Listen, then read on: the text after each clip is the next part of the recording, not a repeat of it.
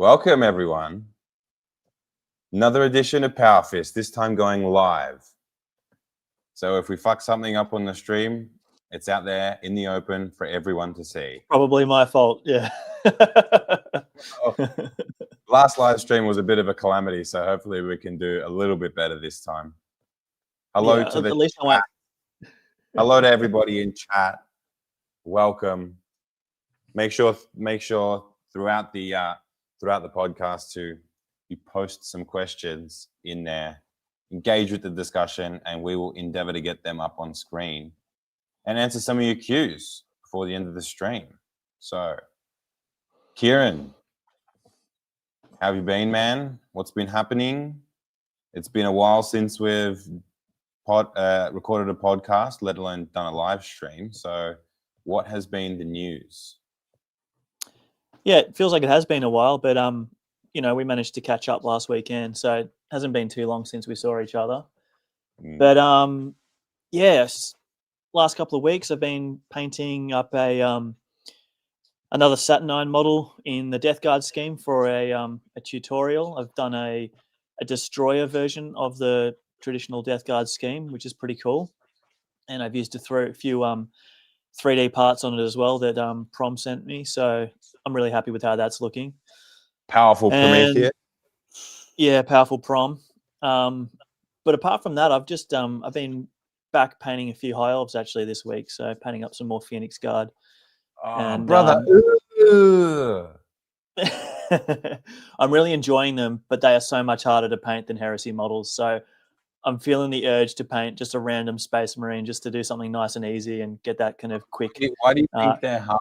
Is it because of the scales, because they're an old white metal miniature and it's kind of awkward, no sub-assemblies? Like, what do you find challenging about it? Yeah, those are issues, but particularly for the high elves and, well, for most fantasy armies, they've got a lot more kind of different and, various different textures on them compared to like a Space Marine, right? Like a Space Marine is like 95% power armor, whereas these high elves are like 50% armor, like 40% cloak, then there's a whole bunch of gems and flesh and leather and all different types of materials. So yeah, you can't just airbrush like the whole model and then just pick out the details. You have to actually kind of spend a lot of time doing the whole thing. Like there aren't too many shortcuts you can take. Like obviously airbrushing is still really important for the cloaks and that kind of thing. But especially when you're painting like white cloaks and robes, like you just have to take your time with that really. It reminds me of the time I tried to start an Empire army back in 7th edition fantasy. And I was like, yeah, sick. I'm going to have my massive block of state troops. I'm going to run Law of Light on them. I'm going to buff them up. They're going to be sick. I started painting a regiment of 20 and I got halfway and I was like, I can't do this. There's way too much detail on the little trinkets. One guy's missing a shoe. He's got a barefoot. Then you got to do a quartered scheme, this and that. I'm like, oh my God, I can't get through this. There is no way. No way. Yeah. Yeah. The fantasy and old world factions are far more kind of involved when it comes to painting. Like some armies are relatively kind of quick, but none of them are as easy as Space Marines. Space Marines are just, they're like that for a reason. That's why they're kind of considered the beginner army a lot of the time in 40K. And you get quick, you get a quick kind of payoff for painting Space Marines. You feel good about yourself because you're constantly like finishing models and achieving things. Whereas with the fantasy stuff, I need to like paint a bit and then leave them for a couple of weeks and then come back and paint a bit more and then leave them for a couple of weeks. And then, it take me several months to finish like a rank of 5 dudes. Whereas, Space Marines, I can just knock them out. So it's just a bit more about patience and kind of, I fit them in when I'm not doing anything for the Heresy and then go back to the Heresy afterwards. Well, that's partly because you're undecided about what to do next. And I kind of want to touch on this later on. Right? Yeah, absolutely. We'll get to some list building drama in a little bit, I'm sure, that we've both kind of experienced over the recent period. All right, going back to the Saturnine stuff you have been painting. Bring up. I know you got a picture. Bring up the Death Guard. Let's have a look. Okay, so this is how he looks without his base so far. But I think, this is the complete model without the base. So It's fully completed now. I just haven't posted any pictures online, so this is the first time people are seeing the model to this stage, which is cool. And it'll be coming in a tutorial soon as well. And it's probably the most involved tutorial I've done so far. I've photographed and documented every single step of painting this model. So usually when I'm doing a space, I just do like the main color, the main armor color, or I'll do a separate tutorial for each kind of part of it. Whereas this guy is the complete deal. The only thing I didn't go into depth with is the scythe, because it follows the exact same process as my my blades tutorial, which I've already kind of shared on the Patreon. So apart from the blade, yeah, exactly, everything is new and documented. So looking forward to sharing that one sometime soon. But yeah, definitely the most involved kind of project I've done so far. Yeah, it looks great. I like obviously it's an alternate sort of scheme for the Death Guard. This is from like Destroyer Company, right? Which is why it's got the black pads. Yeah. But I do like that the trim on the shoulder plate or whatever it is, the massive pauldron is the same as the armor color. It just kind of ties it in a little bit more rather than making them seem so just sort of like clunked on.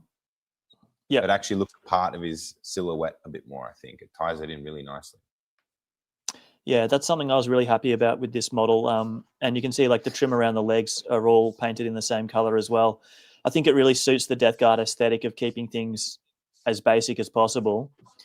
But I think it also really works very well for the model. Like you said, it looks like a complete model. If I had have done like metallic trim on those black shoulder plates and then put them on the white model, they would have looked very separate, right? There wouldn't have been anything tying them to the main body of the model. So I'm really happy with how they turned out. Yeah, for sure. And it speeds up the process, of course, as well, not having to paint all that trim. 100%. No, it's a good stylistic choice. I like it. Does this have like that black soot effect that you did on the? Who's the Dark Angels Destroyer captain? Is that Redloss? Yeah. Yeah. Yeah. I know on his cloak you did like a really cool soot effect in that, because he's part of the I've done as well.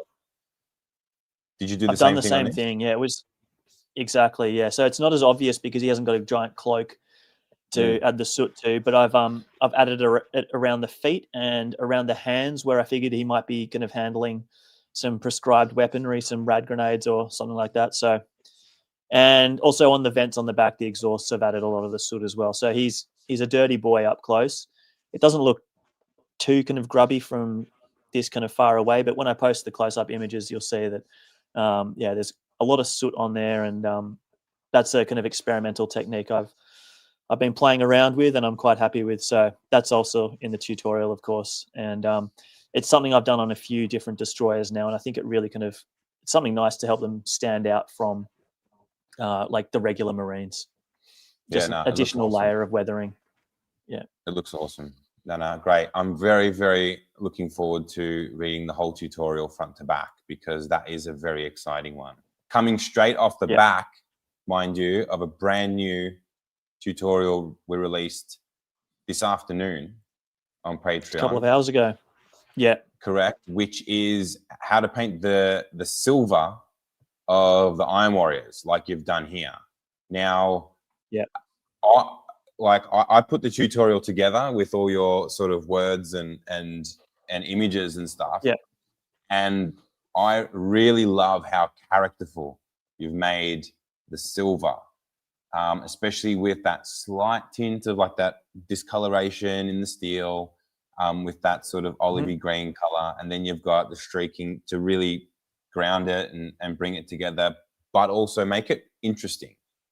Because I think Iron Warriors fall into the trap of looking really boring, and sometimes Iron Warriors armies always look the same from 2 feet away. Which is sort of like, your standard tabletop sort of viewing range. Yep. Yep. Yeah, this was awesome to read. It's up now. And Kieran, was this the first time you experimented with any steel this way, or had you done something like this in the past? I had done something like this in the past, but probably not to this level. Like, definitely not to this kind of level.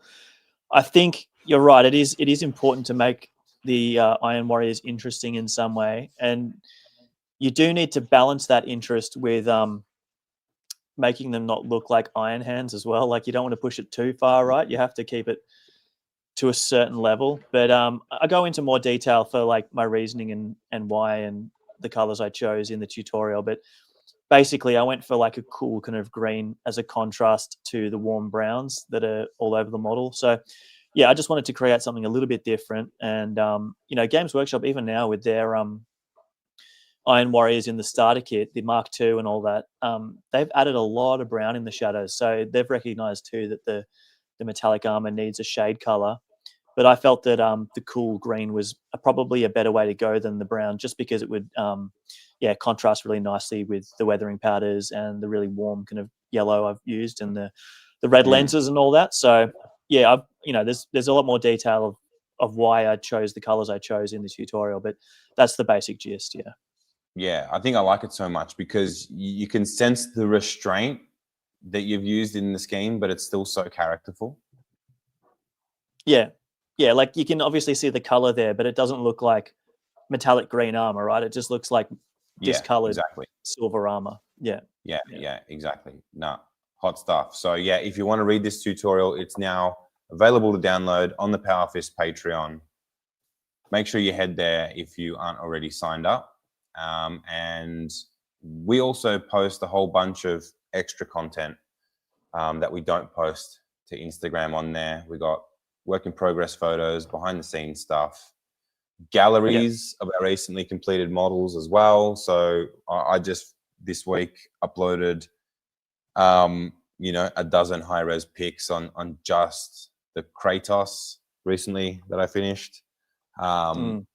So yeah, it's just a great sort of hub where we're sort of posting that extra little bit of content for you guys.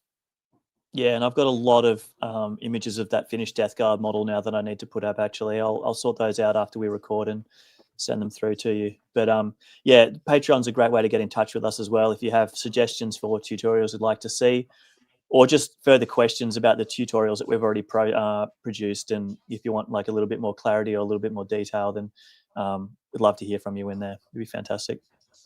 100%. All right, now Kiz, let's talk about how you're feeling about Heresy 3rd edition at the moment. We got together, we played a game last weekend. It was a lot of fun. We took a lot of learnings out of it. We also have some, I wouldn't say dramatic, but they may be controversial opinions to some about the terrain rules. But from an inspiration level and where to go to next level, how are you feeling about the game and what do you want to work on next? Have you decided? So I was really struggling to write lists before our game. And since we played, I found it easier to write lists. I still find it hard, but I have the inspiration to like try and push through and persevere a little bit more and to make the effort to try and figure something out. Whereas before it was a little bit too difficult and not really worth the trouble. But since we had that game, it was so much fun, and like it's always great to chat with someone else about the issues and how you feel about the game and try and figure things out a little bit more kind of together. So that was really, really enjoyable. I haven't decided what I want to do yet still for a project. I've been writing a few lists and trying to find something that kind of speaks to me. I've been, last time we spoke, I was looking at the Iron Hands this week, looking at different legions. You're off them. That's it. Well, just trying different things. Like last night I wrote a 3K World Eaters list. The night before I wrote a 3K Iron Warriors list. I've been messing around with a 1,000 Suns list as well. But so yeah. So just to interrupt you, right? Because I think you're going to get to the point organically anyway. But how do you feel about the list writing process? Yeah, not good.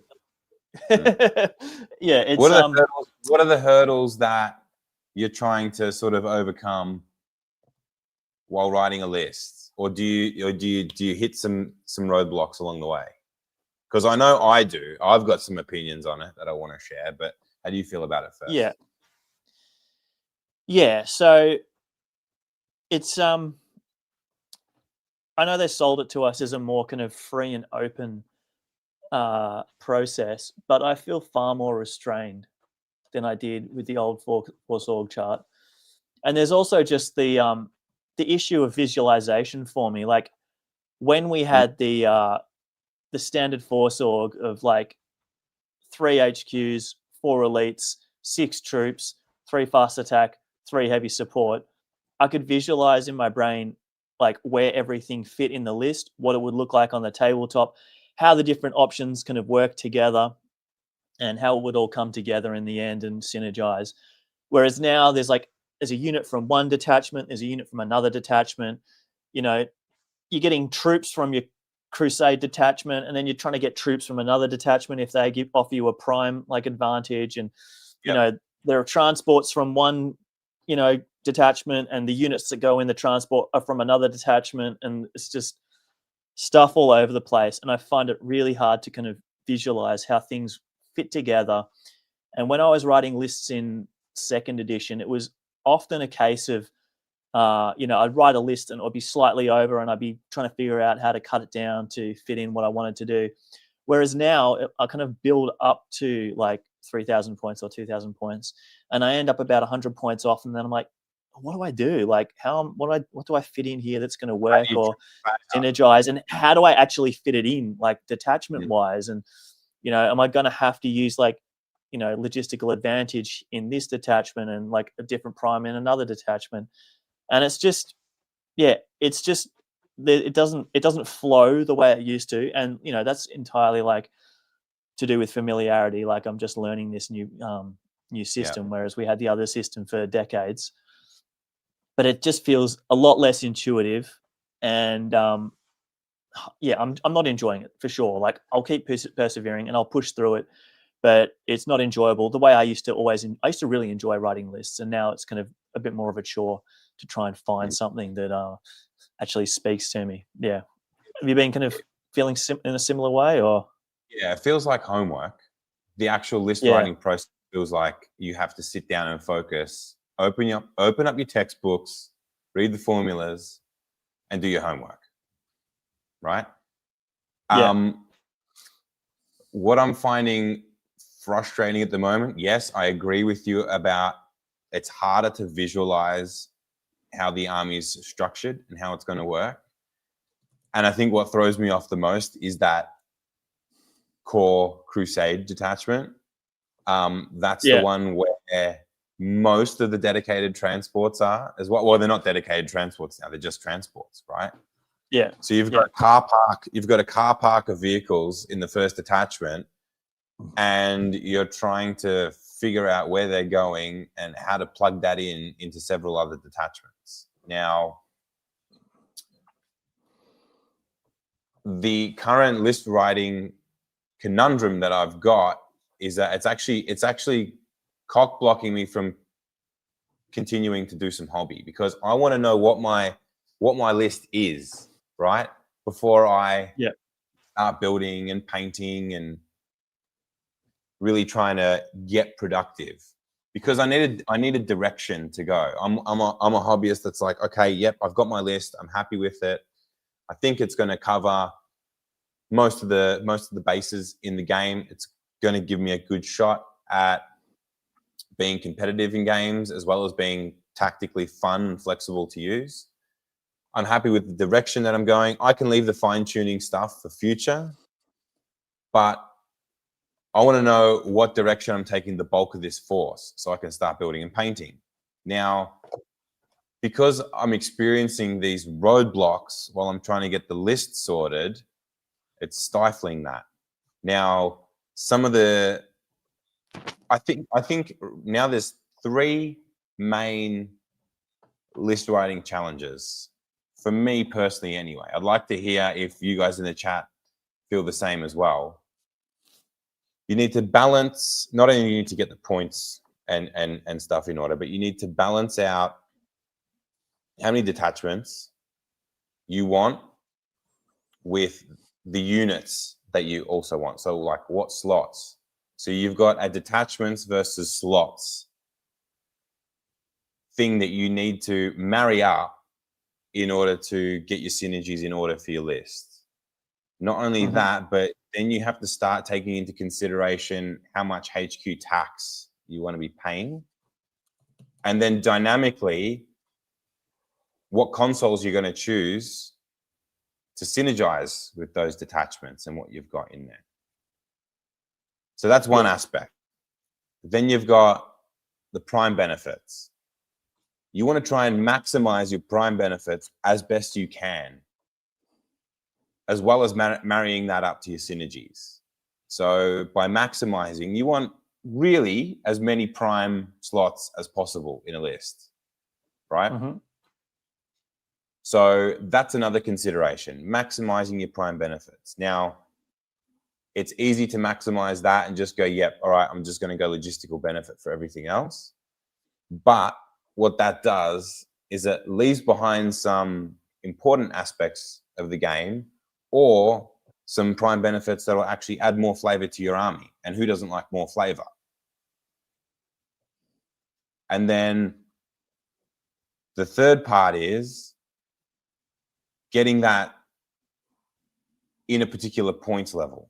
So I think that one other main aspect that's really new and that's thrown me off a bit as well is that in order to make the jump from, let's say, a 2,000 point list to a 3,000 point list or a 2,500 point list to a 3,000 point list, back in previous editions, what that would mean is maybe adding 1, 2, or 3 more units into that standard force org and building upon or bolting it onto what you've already got. Now, what it means in 3rd edition is deconstructing all of those detachments and then trying to build it back up again just in order to fit 2 or 3 more units in, because you may not have the slots in the detachment, right? Or you're going to be over points. You can't trim them down. So there's a whole bunch more challenges to list writing now. And what I'm finding is that what I'm happy with units wise from a synergistic point of view, I'm only really fitting 85 to 90% of those units in corresponding detachments without opening too many logistical advantages. Yeah. What it also means is that I'm over in points, and in order to trim the fat or take something out, what that might also mean is 1 less unit from a particular detachment. And then you've got to start rebalancing and restructuring again, because if I'm just taking 1 detachment for 1 unit, I might as well be a logistical benefit. That way I can synergize and make the list more efficient again. But in a lot of cases, juggling that is a little bit frustrating at this stage. And it hasn't really provided me like any more answers on what direction I want to take the list in. Like, I know what units I want, and I know what I want from my list in that 3,000 points. So one idea I had was to actually back engineer the list. So what that meant was using my list building app. Like I use Quartermaster because it's great and it works seamlessly for 3rd edition. So shout out to Quartermaster. If you do have an iOS device, make sure you get the paid version to support them and jump on it, because it is completely worth it. Completely sucks for Android users. I'm sorry. I got an iPad specifically for hobby because that's how important listcraft is to me. But right now I'm struggling. So in order to back engineer this list, I just wrote out a standard list as I would in 2nd or 1st edition.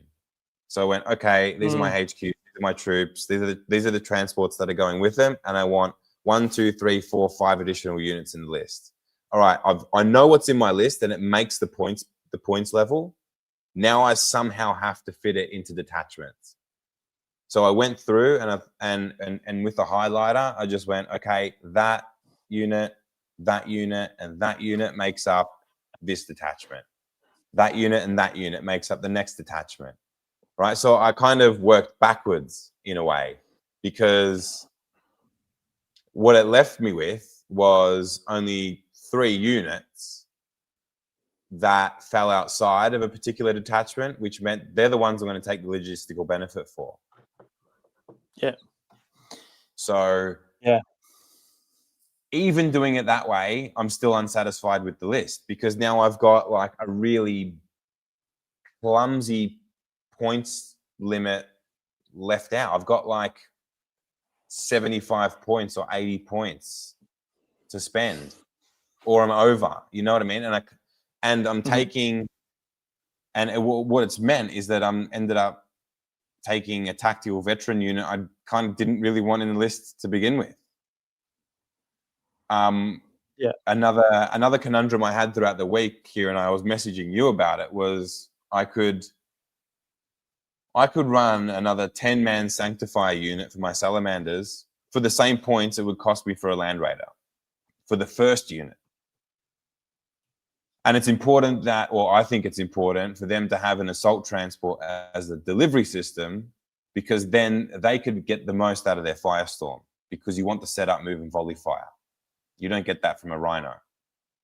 So I was messaging you about it, saying, hey, what do you think about a Land Raider to bus around the first squad, or just get more bodies on the table? And that's more wounds. That's more models to contest objectives. That's more models on the board that actually benefit from the Legion rule. That's more potential to score Vanguard points, right? Because victory points win the game at the end of the day. But the answer is they're going to be foot slogging. How survivable they are going to be on foot, that's one thing. But then it also leaves them open to the status game, meaning that they're not protected by a transport, which means that they're going to get hit with statuses.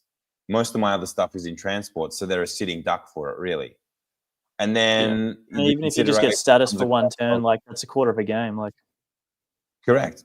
Then the consideration comes out, well, if they're going to get status, I'll just put the chaplain back in the list because I took the chaplain out, right? And that just changes the whole structure of the list again. Yeah.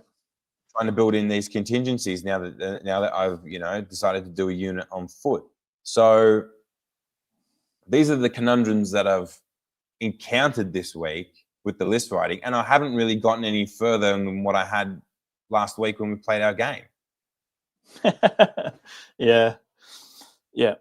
For writing my lists for the games I've played so far, like with my Emperor's Children, I took the same approach as you, where I wrote down each of my units and their points value, and then I tried to fit them in with detachments. But when it comes to writing, like trying to write a new list from scratch for a future project, there's just so much freedom that it's just an absolute mess because I don't have that basic structure to work from to start with. So, yeah, just been not fun. It's been tricky. I mean, look, it's a steep learning curve, the new way to write lists, and it does come with a lot of teething issues. But I get the sense that gone are the days of a 2,000 point list being 2/3 of your 3,000 point list. Structurally, a 3,000 point list is going to be way different, right?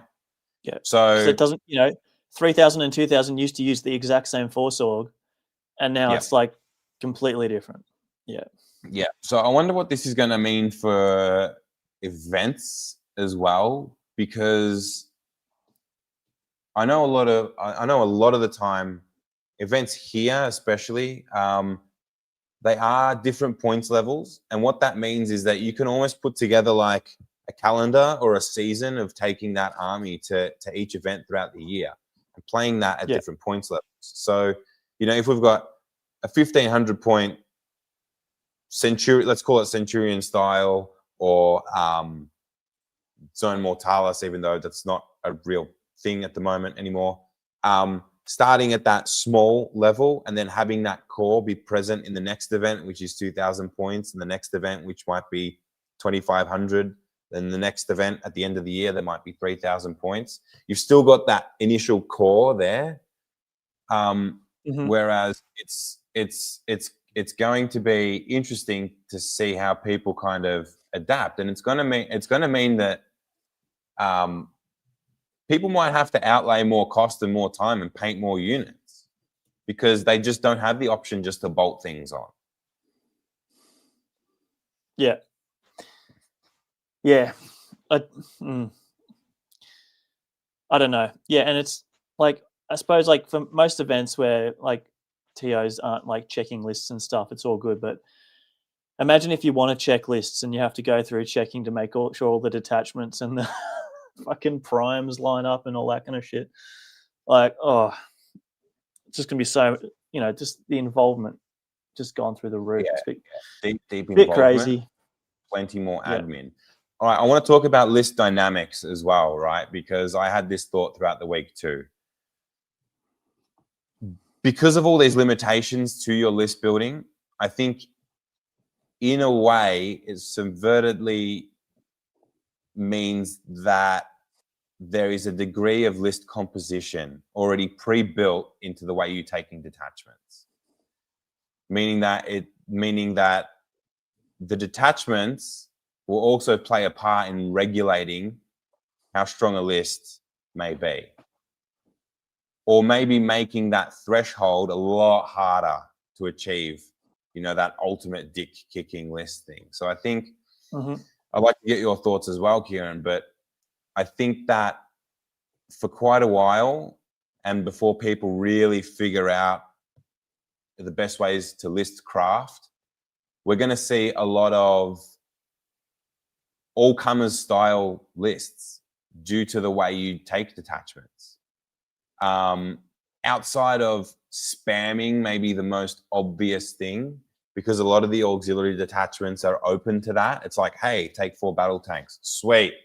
I'm rocking 4 Kratos. Yeah. You know what I mean? Yeah. Outside of the obvious spam, I don't know how whack, for lack of a better term, people are going to make their lists over time. So I think that the polarity in like a bad list and a really good list from last edition standards, the gap's now a lot closer together due to the way armies are selected and your detachments and the built-in HQ tax opening new detachments and the inbuilt limitations to it as well. What do you think about that? I agree. I think it'll even things slightly, but of course then with a new edition, there's always going to be the people who learn quickly and the people who take a bit longer to learn. So there's going to be that big skill kind of gap that we've spoken about previously. But like when it comes to detachments, you're right. Like it really does depend like which detachments you have access to, and some legions have better detachments than others. And like, for example, looking at like the Dark Angels one, like they've got 6 detachments and none of them are like incredible, but they all have multiple options, as in like 2 options from 2 different categories, which is really strong because you can often fit something in there that you would otherwise have to add in with logistical benefits. So you're almost getting kind of 2 for 1 with each of those detachments. Unless you were planning to go absolutely nuts and take the 4 Kratos, then instead you could take the detachment that gives you like what is it? There was one that has like two heavy transports and 2 battle tanks. So you could easily take 2 Land Raiders and 2 Spartans if you want, like 2 Kratos if you wanted to, or 2 Predators. Whereas in a regular list, you'd have to take 2 different detachments. So it's not all detachments are created equal, and not all legions have access to the same detachments, of course. So I think there'll be there'll be some advantages for some legions in that regard. But then again, like the strength of a particular detachment is only as strong as the synergy you're going for in your list. Yeah. So you could have the most amazing looking detachment on paper, but if it's not a part of your sort of like list synergy or strategy, then how good is it? You know what I mean? It may be good on face value, but if you're not leveraging that, you know, to the best of your abilities, you know, then that's up to you. You know, it's up to you whether it's up to the individual. It's up to you whether to take advantage of it or not. Yeah, and you know, if you're playing a Legion list that kind of roughly kind of exemplifies the basic kind of structure of that Legion, then your Legion detachment probably is going to work for you. Unless you want to do something very different to what the Legion's known for, then those detachments are usually going to be pretty good because obviously they kind of highlight the units that that Legion is known for. So yeah, if you want to do something very different and out of the box, it might be a bit of a struggle. But if you're doing like a typical kind of, you know, Death Guard list or what have you, then your, you know, Legion detachment is probably going to be pretty handy for you. Yeah, I think the detachments that have like one of everything, they're good because they're super flexible. It means you don't have to take an extra auxiliary just for that one thing, and that means you can also, you know, back a little bit on the logistical benefits. It could be worth 3 or 4 logistical benefits, for one detachment. Yeah. Exactly. Yeah. Super cool. All right, Kiz, let's move on and let's briefly touch on the game that we had throughout the week. We played 2,000 points and it was thoroughly enjoyable. We learned a lot. Yeah. And one of the main takeaways, you got some pictures. Terrific. You can see all the extra junk that's in my studio here in the back. Yeah, I thought I had the cropped images here that were zoomed in a bit more, but yeah, I did crop them. I've sent myself the wrong images, but that's all good. So one of our main takeaways was the terrain rules. Now, terrain has been a controversial topic in the Heresy scene since we've opened the rules and seen it for ourselves. In our first game, we played everything as light, all right, when we played Rob a couple of weeks ago. Now, what I found in that game is that terrain actually had little to no part in the game. And really, terrain should be almost like the third player on the table. Yeah. So if it's not having any influence on the game, and if you are just playing light terrain for everything, then it begs the question, why play with terrain at all? What we decided to do in our game was play everything as medium terrain, as written. You can see here we've got some like old school inspired spiky alien plants on a bit of like a swamp Dagobah sort of inspired board. Instead of a crashed X-Wing, we've got a crashed Aquila. What, Aquila? Is that what it is? Aquila Lander? Yeah, that's right. Aquila Lander. Yeah, I think so. Yeah. So we decided to play everything as medium. Now, give me your opinions on what you thought about the medium terrain first, and then if it differs to me, if I got anything else to add, I'll chime in. I thought it was good in our game. I enjoyed it. It is, you know, it's definitely kind of more tactical, and you have to be a little bit more on the ball with setting up fire lanes and all that kind of thing. But I felt like the terrain mattered, and I feel like for a lot of people, it's hard to get enough terrain on a table, and especially line of sight blocking terrain. And using like medium terrain fixes that issue to a certain degree, as long as, you know, it's 3 inches wide, or, you know, you're looking lengthways down it. That really changes things up. And there were quite a few times where our prime kind of shooter units didn't really have very good visions of fire, even though true line of sight wise, we could see the targets clearly, but using the new terrain rules meant that we couldn't see them. Like there was a couple of times where I wanted to line up some shots with my conversion beam contemptor on your rapiers, and I could see them on top of the terrain plain as day. But because I was looking through more than 3 inches of terrain to see them, with the medium terrain rules, I couldn't see them. Like I couldn't draw a line of sight to them. So, yeah, I found it interesting, and I think it's a good way to address tables that don't have enough terrain on them. So from that regard, I thought it was good. We haven't played with heavy yet. That'll be interesting to have a go with. And, we did play the whole table as medium. So it'd be less restrictive if we do add in a little bit of light terrain to mix things up a bit. And I think the terrain rules are fine as long as you're very clear with your opponent beforehand. What's light, what's medium, and that everyone is familiar with the actual terrain rules and isn't caught out kind of mid-game with a gotcha moment just because they didn't understand like how it works now, or they had, the old version of the game in their heads. And I think if you can avoid that, then I don't think there's an issue with it. It is a little bit kind of immersion breaking when you can clearly see a unit, but the rules tell you that you can't. But I'm less arbitrary game at the end of the day. It's all abstraction. Yeah. How did you find it? Because you had similar issues with like drawing lines of sight and stuff during the game. Yeah, I mean, we're happy to pull each other up on that stuff because it was part of the learning process, right? And part of Rob's here. Hey, Rob. Part of the learning process is to just go remind your opponent. Oh, by the way, remember if they go in there, they still need to be within that 3-inch threshold in order to see out, which means I can see in. Or hey, if you want to shoot across that area terrain, you actually can't because it's the depth of it is larger than 3 inches. Or if you want to shoot across it, you need to go to the very corner where it's less than 3 inches in order for you to see through.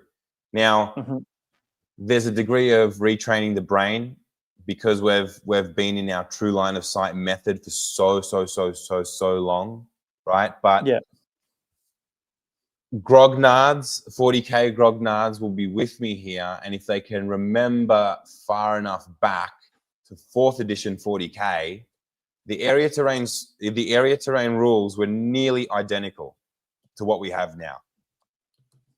The only difference is that the vision threshold was 6 inches into and out of area terrain and not 3 inches, right? Otherwise, they were fundamentally exactly the same. So it's for old players, it's nothing new. We're just so stuck in our old sort of way of thinking. Now, what is also new and what is also completely abstract that isn't getting spoken about as much as the terrain is that the way fucking tanks shoot now. Things like measuring, from the hull, and not having that true line of sight from each weapon completely changes the dynamics of how you're going to be using tanks and how you're going to be shooting with tanks. I mean, the fact that shooting with, a sponson weapon now means splitting the tank in the middle halfway, regardless of true line of sight or not, dictating what you can and can't see. So those rules in themselves are completely abstract. So I find it a little bit strange that people that want to play true line of sight, which is an absolute rule system, like an absolute way of playing things, but want to play an abstract version of the vehicle rules. So I think you either... I suggest that people probably don't like that either, right? Like I would guess. Hey? Yeah. I'm guessing that the people that don't like the terrain rules probably don't really like the tank rules, but, they're willing to go with it because it's a bit easier. And, like, at least we do still have the fire arcs with the vehicles. Tanks are just as confusing. Tanks are just way more confusing. And I think that if you're going to play abstract terrain rules, you play abstract tank rules. That's the way the rules are written now. Yes, it's going to require some retraining of the brain, but soon enough, get a few reps under your belt, and it'll all become muscle memory anyway. Yeah.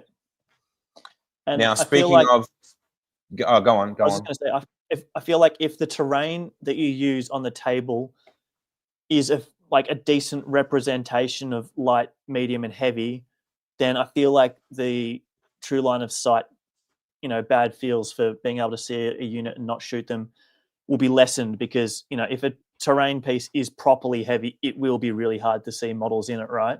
And if it's medium, it'll be quite hard to see models in there. So I feel like if the terrain on the table is a good representation of those three different levels, I feel like the true line of sight issues will be kind of, ameliorated to some degree. It would be lessened, won't be as kind of feel bad. So just to touch about a point that you spoke about as well, what it meant was that all the area terrain on the board actually had an impact on the game, the way units moved, and the way we chose different firing lanes.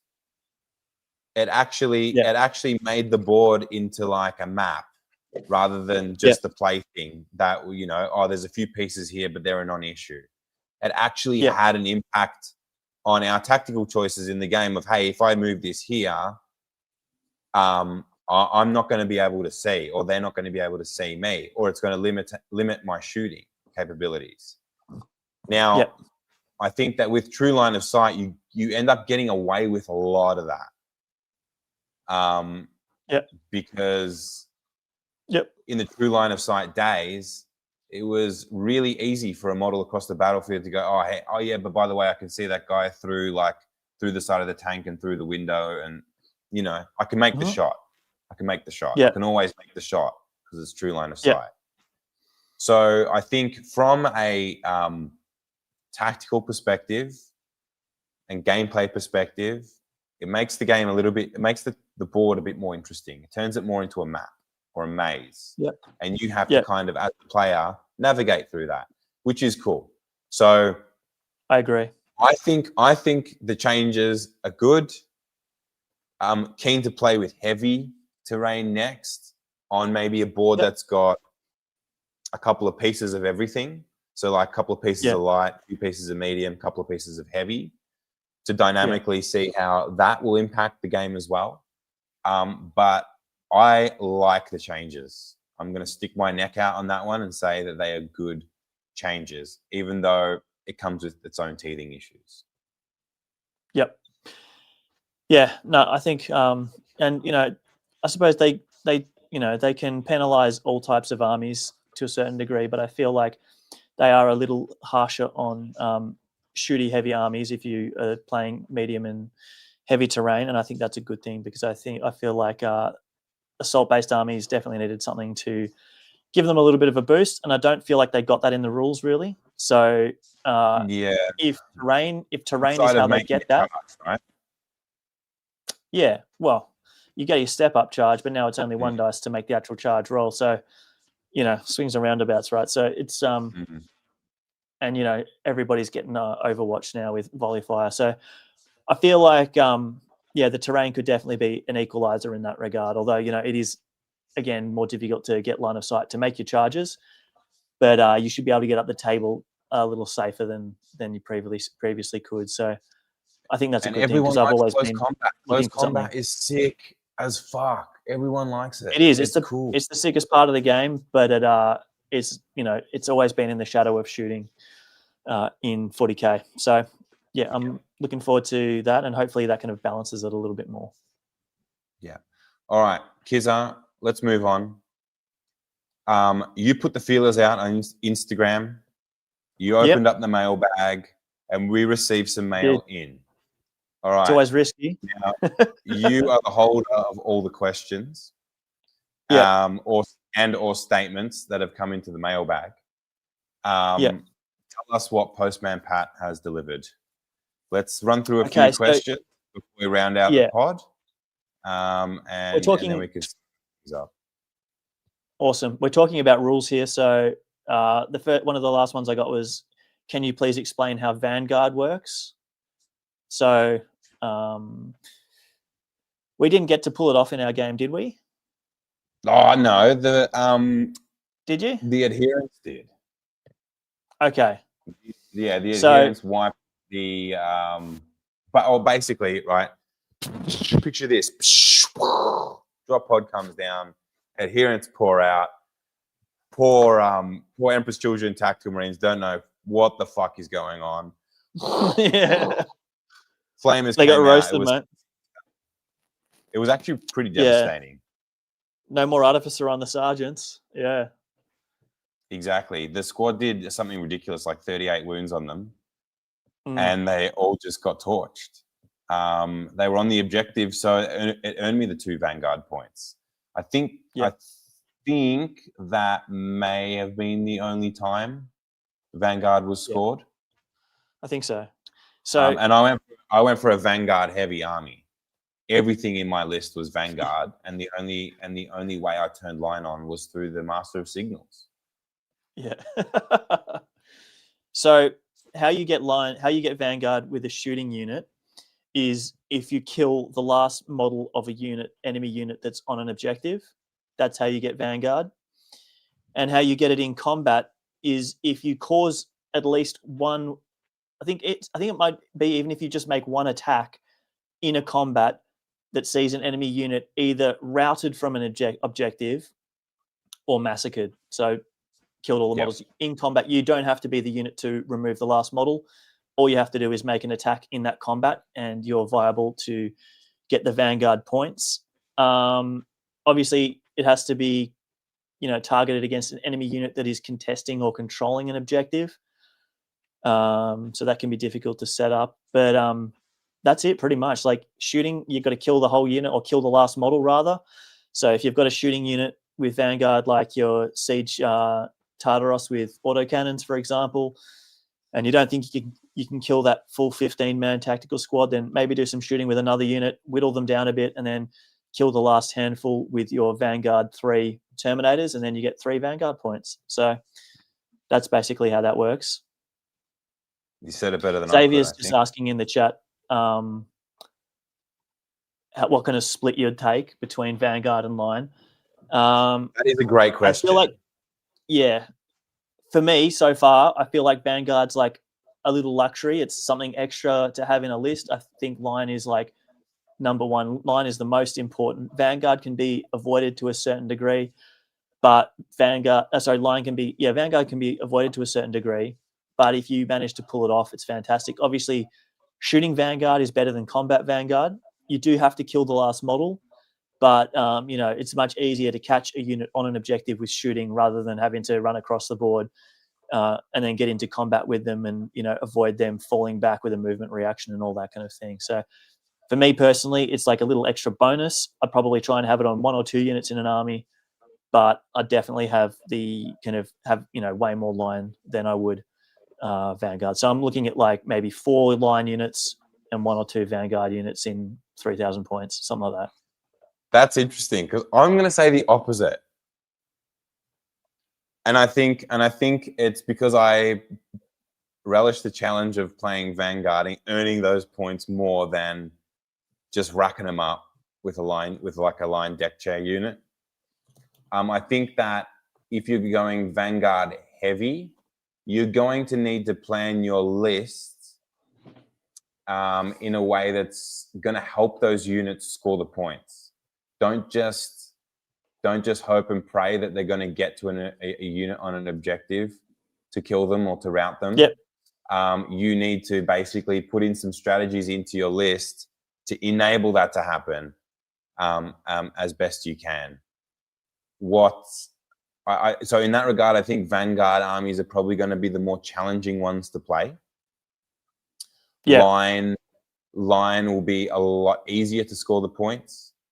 But boring, right? Like Vanguard's more exciting, but Vanguard is more exciting, and it's more challenging, and it's way more rewarding when you get the points off. So I think that's the way I want to challenge myself to play moving forward. And as a contingency, especially early game, I think having at least one line unit is important. So I'm flirting with the idea of having just one unit of tactical veterans in my list. Just to rack up some points. But if you don't like playing hard mode like Adam, I'd say go line with a little bit of Vanguard. So if you don't want to play on hard mode like Adam, then I'd just say go line with a little bit of Vanguard. And if you do go Vanguard, saying that they're overpowered, right? So the way my concession is I'm not going to have any line. So every time you win, it's an even more glorious victory and more humiliating. That's amazing. But like Jose just said, shooting Vanguard is the way to go. And the way you got your Vanguard points was through a shooting Vanguard move. And Jose has also pointed out the Master of Signals, which is super important to a Vanguard list so that you can switch it to a unit to line if you're going to capture a multi-point objective. But it's also really good because you can give units like your Kratos Vanguard. So it's something that's powerful that can finish off an enemy unit shooting-wise. Master of Signal, I think if you want to lean into Vanguard, Master of Signal is an important option to give units Vanguard.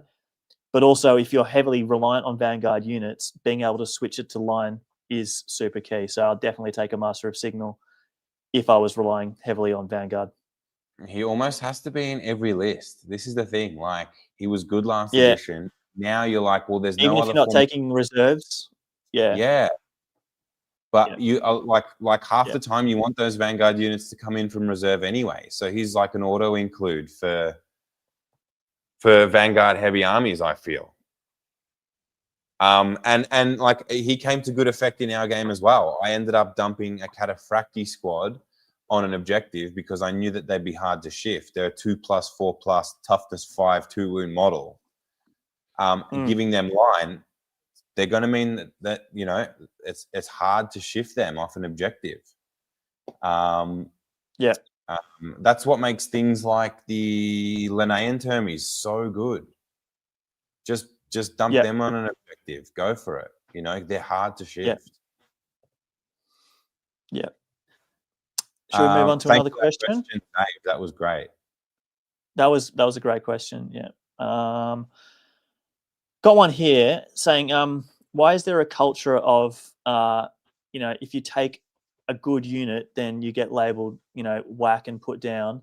But if you take an option that is maybe considered a softer option or like a less popular option, then you also get the same level of like social shame and embarrassment by people asking you, why the hell are you taking that option? And like, what are you doing? Don't you want to win? And this was something that came up. And I fall into that trap too. And it's like an absolutely like horrible way to interact with people. And I try not to make any of those kind of comments unless I'm speaking. Are you an idiot? Why are you taking this in your list? That's what you unless say. I'm speaking with someone. Exactly. Unless I'm speaking to someone who like I consider a friend and that I have a good rapport with and that knows that I'm not like just being like a prick on the internet, right? I'm just like, asking the questions of a friend. So the other day, like Tom shared his like awesome Scorpio whirlwind, and you said, what does it do? And I said, fuck all. Like, and that's just like a terrible thing to say about someone's hobby, right? For someone who's trying to take a good looking option. As well.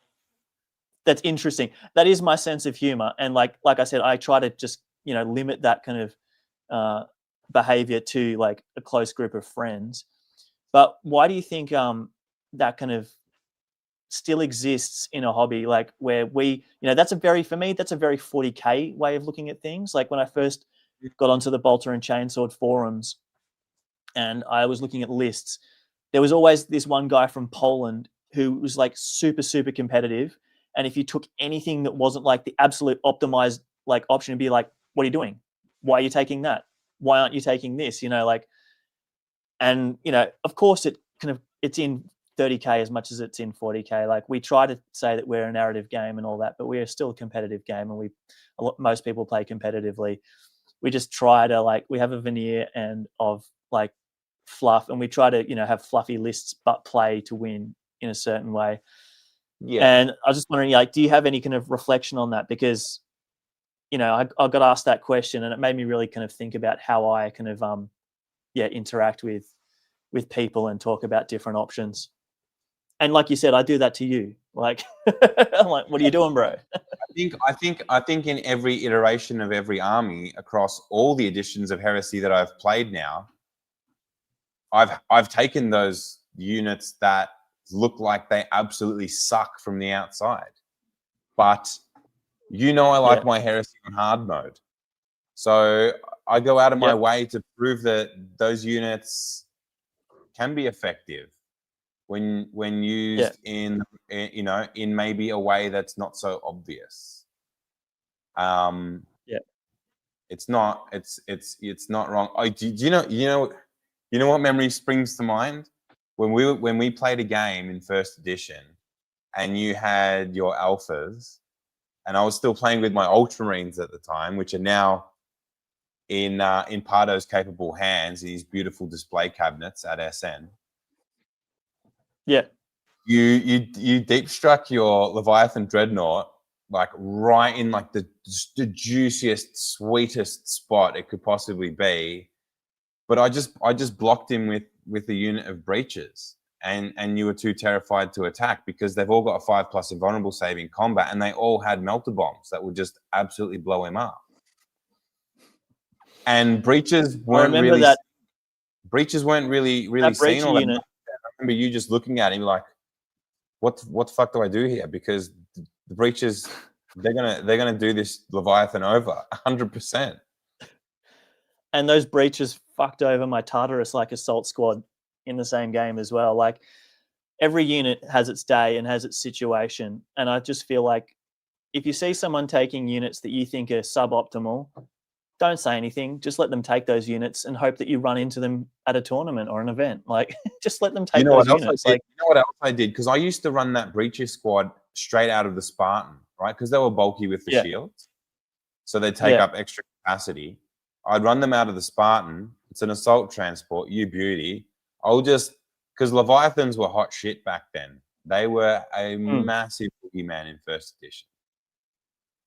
And I remember playing a game against Wordbearers at an event where he had a Leviathan, and I was like, all right, sweet, no worries. Move the Spartan up and get the breaches out, and I'm going to assault the Leviathan. All of a sudden, thug, thug, thug, thug, thug, bang!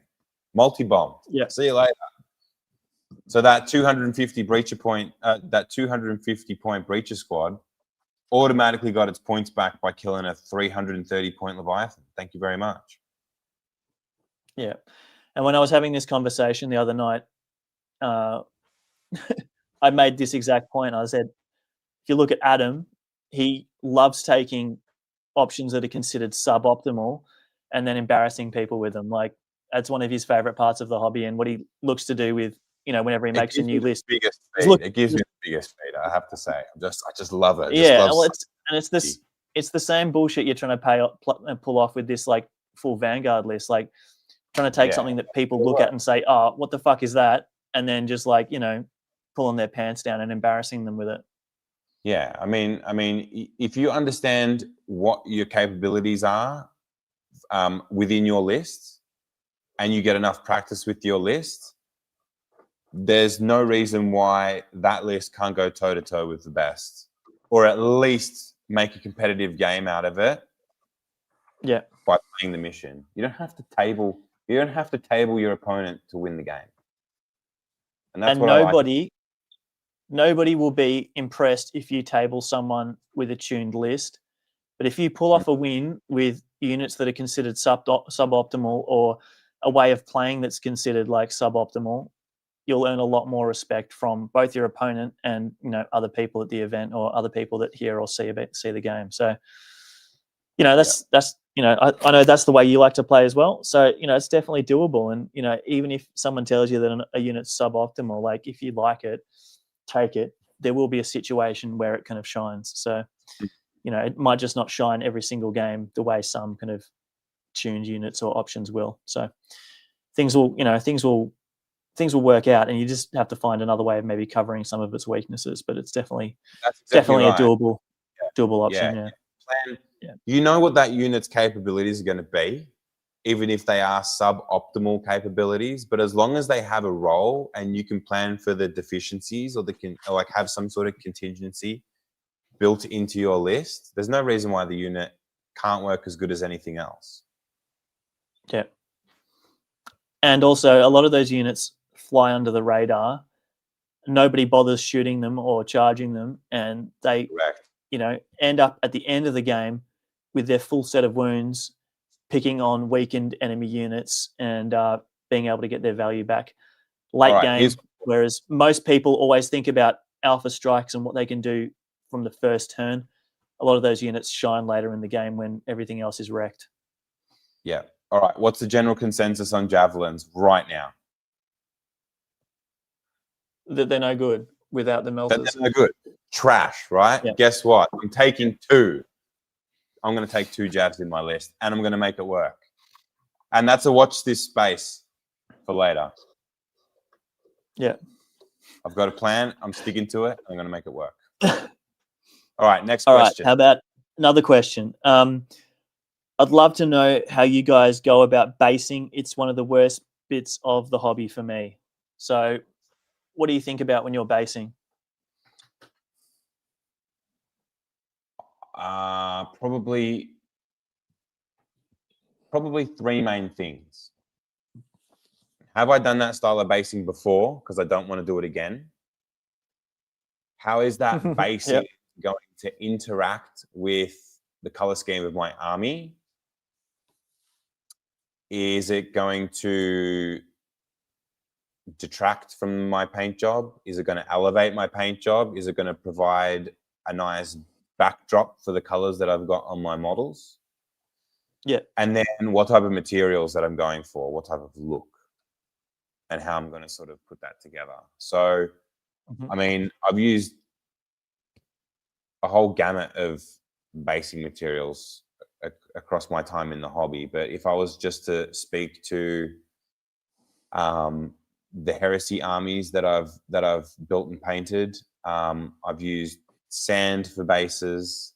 I've used slate and crushed rock for rubble and debris, or natural looking rocks. I've also used bark as well for rock look stuff. And now I'm actually really getting into the textured paint for all my bases, because they've got a finer sand to them. It's almost like a grout sort of granule in there. So I think that works better with the scale of the models. So and then like the setting, like how am I going to theme these bases? What's gonna thematically make sense on my models? So that's kind of how I approach basing. As far as the actual method and the application of it, pretty simple and pretty probably similar to a lot of other people out there. Slap the stuff, glue it in place, slap the stuff on, and then paint it with a variety of techniques. Mainly sort of like after a base coat is put on, I'll probably give it a light dry brush of 1 or 2 different colors, and then add some interest with some powders, because I like that natural sort of matte look that it gives the ground. That's my sort of method on it. Yours? Yeah, pretty similar. I wouldn't add too much to that. I like to keep things pretty basic with my Heresy bases. They're definitely kind of more of a background for the models. I find that it's very easy to try and do too much with bases, and if you start including too many colors or different textures in the base, it can be quite distracting, or it can end up looking quite unnatural. So I just try and keep things very basic. Weathering powders are definitely the secret sauce for basing, I think. I'm not a massive fan of like tufts and flowers and all that kind of stuff for 30k. Yeah, these are like Space Marines, like the most lethal weapons humanity's ever devised, fighting in like the most horrible war zones. They're not going to have flowers on their bases. Yeah, I do for my old world high elf army. it is very much kind of like a nostalgic basing style. It's just an updated version of like what they used to do for the armies with tufts and grass and that kind of thing.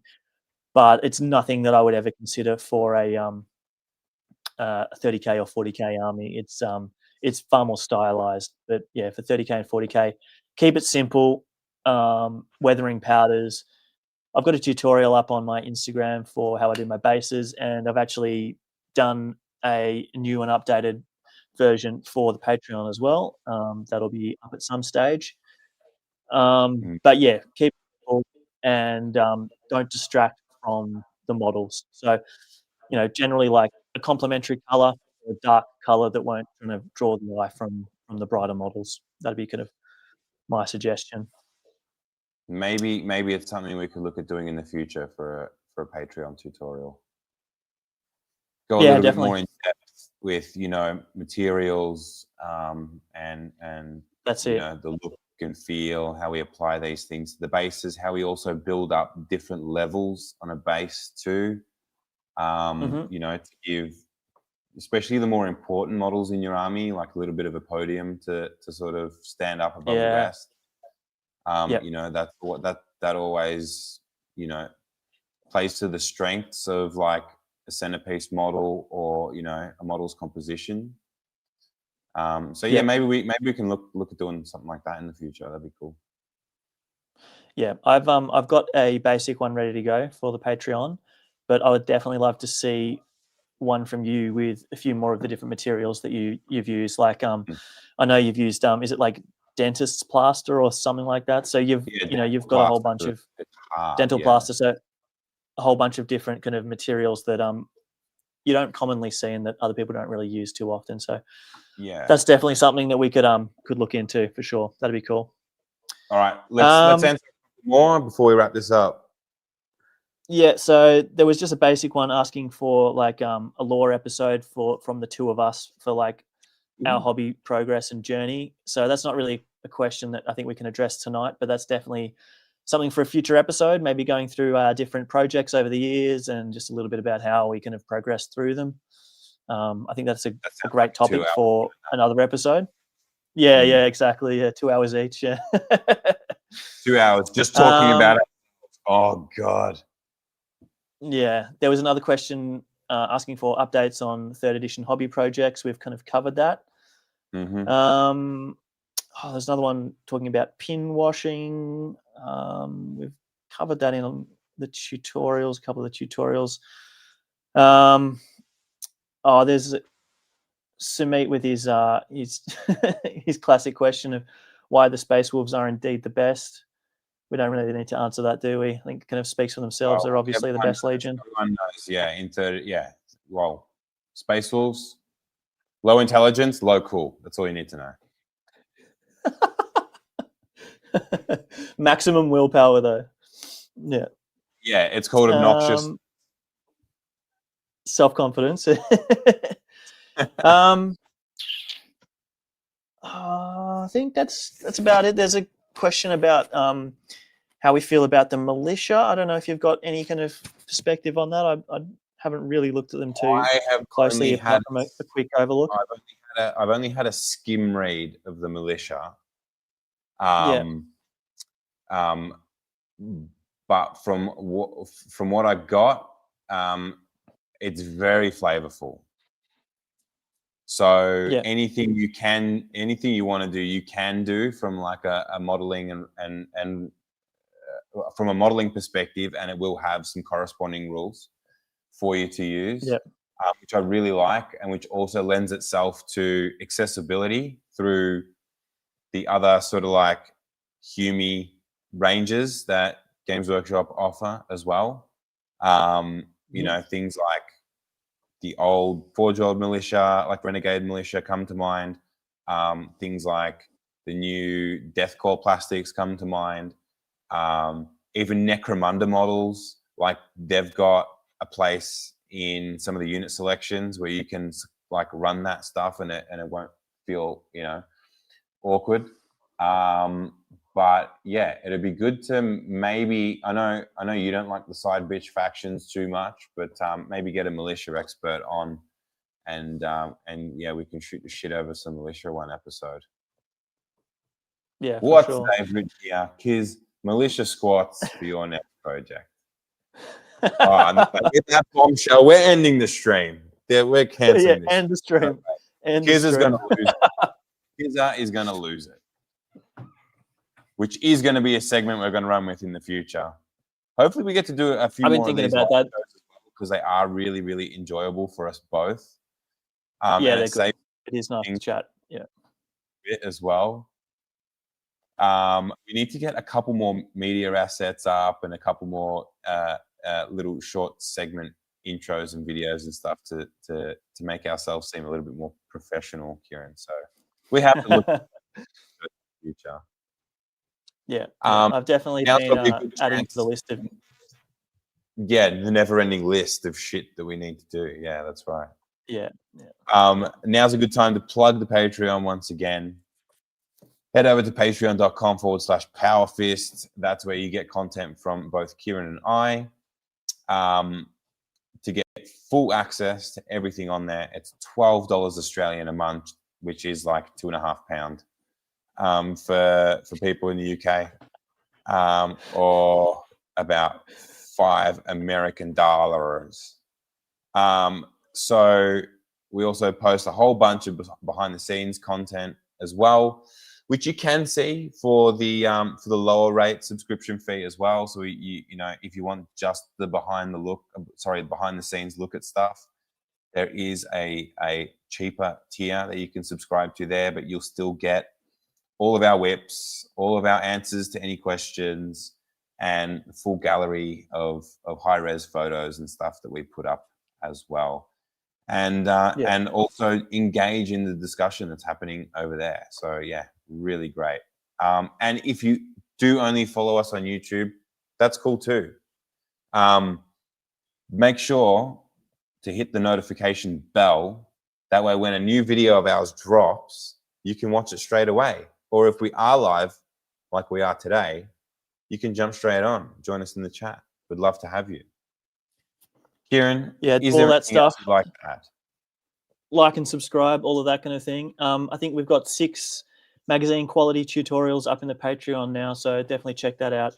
More to come. We're working on the Death Guard Saturnine one, and there are heaps more in the in the chamber, locked and loaded, ready to go. So they'll be coming out soon. Perfect. All right. With that, ladies and gentlemen, chat, it has been an absolute pleasure having you on this stream as well. Thanks for your contribution. I'll be using the chat. Yeah. Big love for the chat. How do the kids do the love heart? There you go. There you go. With that, that's it. Son celebration. Yeah. The stream. Hope you're inspired. Stay hard for Heresy. We'll see you next time. See you next time. Hard for Heresy.